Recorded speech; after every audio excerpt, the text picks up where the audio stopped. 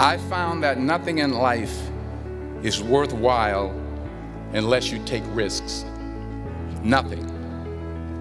Nelson Mandela said, "There is no passion to be found playing small and settling for a life that's less than the one you're capable of living." If I'm going to fall, I don't want to fall back on anything except my faith. I want to fall forward. I figure at least this way I'll see what I'm going to hit. Fall forward. This is what I mean. Reggi Jackson struck out 2,600 times in his career, the most in the history of baseball. But you don't hear about the strikeouts. People remember the home runs. Thomas Edison conducted 1,000 failed experiments because the 1,001st was the light bulb. Every failed experiment is one step closer to success. You've got to take risks, and I'm sure you've probably heard that before, but I want to talk to you about why that's so important. I got 3 reasons. First, you will fail at some point in your life. Accept it. You will lose. You will embarrass yourself. You will suck at something. There's no doubt about it. But here's the thing. I didn't quit. I didn't fall back. But I continued to fail, and fail, and fail. But it didn't matter, because you know what? There's an old saying, you hang around the barbershop long enough, sooner or later you're going to get a haircut.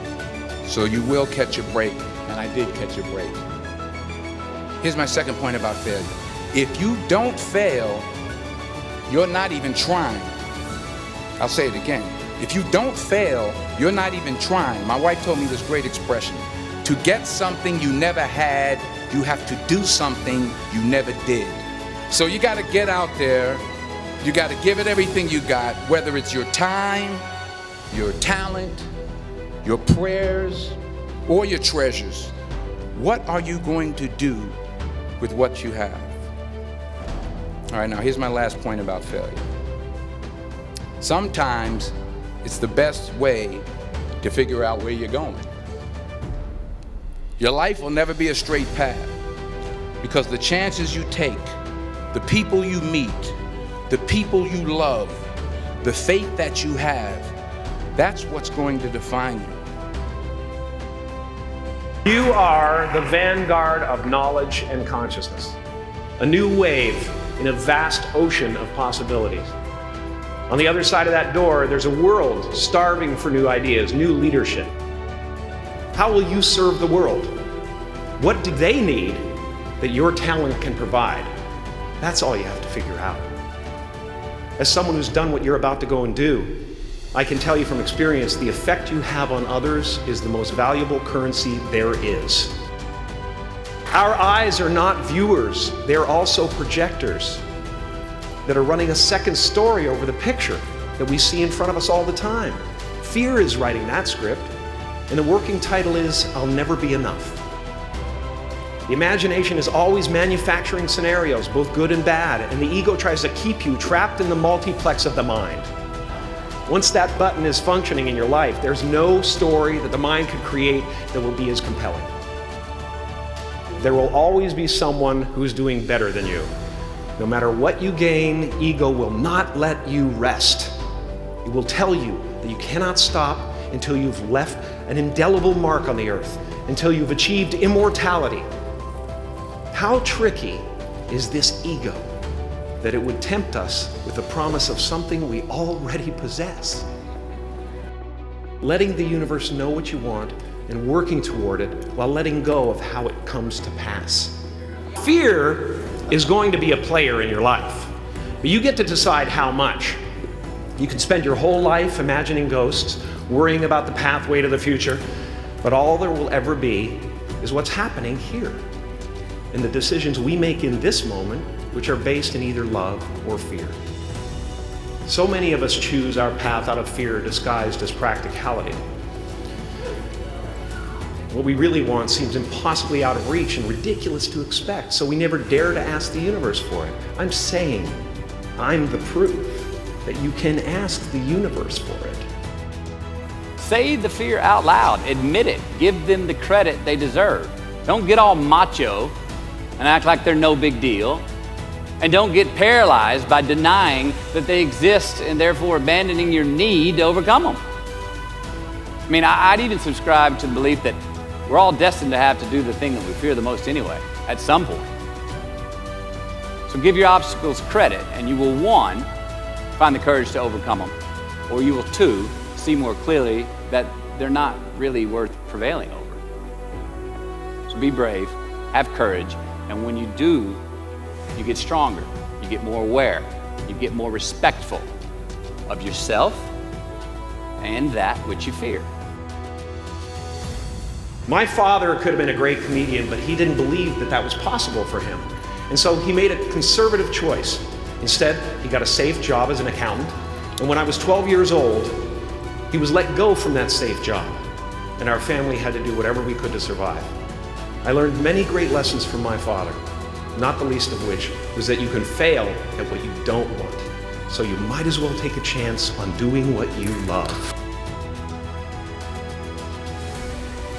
The sooner that we become less impressed with our life, with our accomplishments, with our career, with whatever that prospect is in front of us, the sooner we become less impressed and more involved with that and these things, the sooner we get a whole lot better at doing them. Life is not easy. It is not. Don't try to make it that way. Life's not fair. It never was. It isn't now, and it won't ever be. Do not fall into the trap, the entitlement trap, of feeling like you're a victim. You are not. Get over it and get on with it. And yes, most things are more rewarding when you break a sweat to get them. Defining ourselves by what we are not is the first step that leads us to really knowing who we are. I find that most of the times our obsession with what is wrong just ends up breeding more wrong, more failure. Now, the easiest way to dissect success is through gratitude. Giving thanks for that which we do have, for what is working. Appreciating the simple things we sometimes take for granted. We give thanks for these things, and that gratitude reciprocates, creating more to be thankful for. It's really simple, and it works. Now, I'm not saying be in denial of your failures. No, we can learn from them too, but only if we look at them constructively, as a means to reveal what we are good at, what we can get better at, what we do succeed at. All right, life's a verb. We try our best, we don't always do our best. Well, architecture is a verb as well. And since we are the architects of our own lives, let's study the habits, the practices, the routines that we have that lead to and feed our success. Our joy, our honest pain, our laughter, our earned tears. Let's dissect that and give thanks for those things. And when we do that, guess what happens? We get better at them. I'm talking about the you versus you obligations. We have to have them. Now again, these are not societal laws and expectations that we acknowledge and endow for anyone other than ourselves. These are faith-based obligations that we make on our own.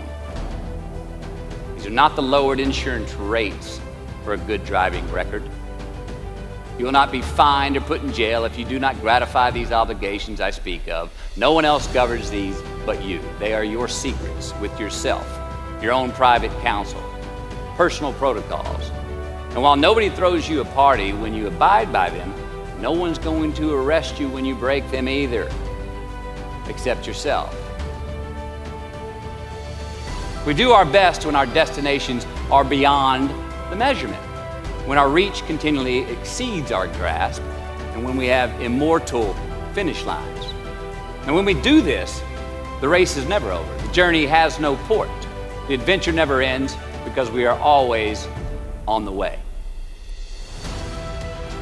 Have the patience to internalize it and get it from our intellectual head, thinking about it, and into our bones and our soul and our instinct. Now, we cannot rush this part. It does take time.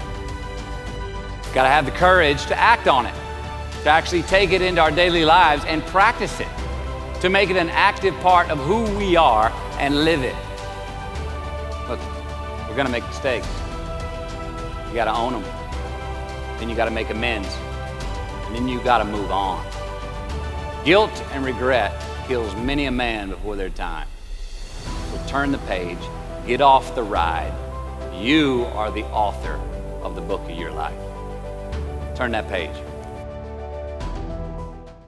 You're going to make mistakes in life. I mean, there's no question about it. You don't want to make them on the big decisions, you know, who you marry and some things like that. So there's no way I'm going to make a lot of business and investment decisions without making some mistakes. I may try to minimize them. I don't dwell on them at all. I don't look back. The biggest mistakes are the ones that actually don't show up. They're the mistakes of omission rather than commission. We've never lost that much money on any one investment. But it's the things that I knew enough to do that I didn't do. We have missed profits of as much as, you know, maybe $10 billion in things that I knew enough to do and I didn't do. Now, but there have been other investments where I didn't know enough to make the decision, and for one reason or another, I either didn't do it at all or I did it on a small scale. I was sucking my thumb when I should have been writing checks, you know, basically. And you know, those don't show up. You know, there's no place where it shows missed opportunities, but I've missed some big ones. The triumphs in life are partly triumphs because you know that everything isn't going to be a triumph. I would never get too hung up on mistakes. I know a lot of people that really agonize over them, and it just isn't worth it. I mean, tomorrow's another day and you live it forward and just go on to the next thing. Ideas don't come out fully formed. They only become clear as you work on them. You just have to get started. So many things go wrong when you're starting a company, and often I think people ask, what mistakes should you avoid making? And my answer to that question is don't even bother trying to avoid mistakes, because you're going to make tons of mistakes, right? And the important thing is actually learning quickly from whatever mistakes you make and not giving up, right? And I mean, there are things every single year of Facebook's existence that could have killed us or made it so that it just seemed like moving forward and making a lot of progress just seemed intractable, but you just kind of bounce back and you learn, and nothing is impossible. You just have to kind of keep running through the walls. In our society, we often don't take on big things because we're so afraid of making mistakes that we ignore all the things wrong today if we do nothing. The reality is, anything we do today is going to have some issues in the future. But that can't stop us from getting started. The greatest successes come from having the freedom to fail. When I was young, I made this mistake too. You can get very fixed on your gifts. So everybody has gifts. You have gifts and you have things that you didn't get gifted. Maybe you're extremely beautiful. Maybe you're extremely good at mathematics. There are a lot of things that you can be given. But those things can confuse you because they're not the things that construct your life. It's your choices. As I got older, I started to realize I wasn't proud of my gifts. I was always good at school. School was always easy for me. And I was always proud that I was a great student. I got A's in all my classes. I was good at math, all of that. And I thought that's who I was. But it's not true.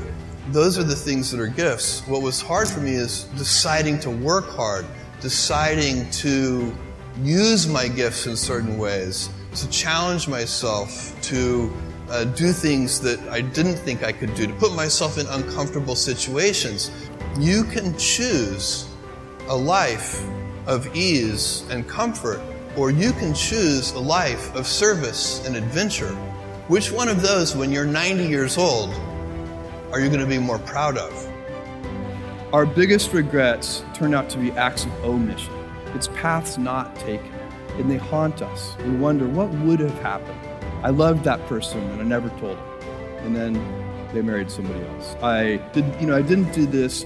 And so that's the frame of mind that I put myself in. And once I did that, once I thought about it that way, it was immediately obvious to me. I knew that when I'm 80, I would never regret trying this thing that I was super excited about and it failing. If it failed, fine. I would be very proud of the fact when I'm 80 that I tried. And I also knew that it would always haunt me if I didn't try. And so that would be a regret. It would be a 100% chance of a regret if I didn't try, and basically a 0% chance of regret if I tried and failed. So I think that's a useful metric for any important life decision. One of my jobs as the leader of Amazon is to encourage people to be bold. And people love to focus on things that aren't yet working. And that's good, it's human nature. That kind of divine discontent can be very helpful. But it's incredibly hard to get people to take bold bets. And you need to encourage that. And if you're going to take bold bets, they're going to be experiments. And if they're experiments, you don't know ahead of time whether they're going to work. Experiments are by their very nature prone to failure. But big successes, a few big successes, compensate for dozens and dozens of things that didn't work. So a young person starting their career, there are probably a lot of things. Some of them are very well known and people have heard them many times, they're still true. A young person should find something that they're passionate about to do. And that's not going to surprise anyone. It's a clear thing to do. It's very hard. If you don't love your work, you're never going to be great at it. People say you have to have a lot of passion for what you're doing, and it's totally true. And the reason is because it's so hard that if you don't, any rational person would give up. It's really hard, and you have to do it over a sustained period of time. So if you don't love it, if you're not having fun doing it, you don't really love it, you're going to give up. It's more important in terms of what's on your inner scorecard than your outer scorecard. I mean, some people get in a position where they're thinking all of the time of what the world's going to think of this or that instead of what they themselves think about it. And if your inner scorecard, if you're comfortable with that, I think you're going to have a pretty happy life. And I think the people that strive too much for the outer scorecard sometimes find that it's a little hollow when they get all through. First time I met Warren, we were talking about getting together and doing something again, and he pulled out his calendar, and the pages were so blank. And I said, wow, you've managed to avoid getting tied into a lot of kind of meaningless activity. And Warren said, yeah, you have to be good at saying no and picking the things that really make a difference. You are beginning your great adventure. You will invent new technologies and create new types of art. Impossibilities will be transformed into possibilities, and unexpected opportunities will present themselves. You will change the world, and the world will change you as you learn and grow and discover more about yourself. In a constantly changing world, what is possible is a moving target. Don't be afraid to experiment and try lots of different things. And don't let the experts discourage you when you challenge the status quo. Like Mark Twain says, what's an expert anyway? Just some guy from out of town. Each of you has a chance to discover who you are rather than who you should be. A chance to live your dreams, not the dreams of others. Each of you has an obligation to commit to a righteous cause, one that elevates you and improves the conditions of humanity and the planet. There are a lot of negative things in the world. There's a lot of terrible things that are happening all over the world, all the time. There are lots of problems that need to get solved. There's lots of things that are miserable and kind of get you down. But life cannot just be about solving one miserable problem after another. That can't be the only thing. There need to be things that inspire you, that make you glad to wake up in the morning and be part of humanity. That's why we did this.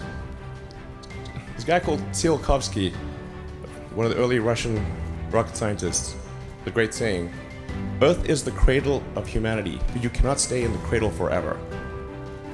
It is time to go forth, become a star-faring civilization, be out there among the stars, expand the scope and scale of human consciousness. I find that incredibly exciting.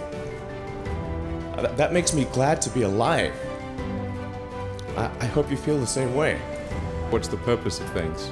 And I came to the conclusion that if we can advance the knowledge of the world, if we can do things that expand the scope and and scale of consciousness, then we're better able to ask the right questions and become more enlightened, and that's really the only way forward.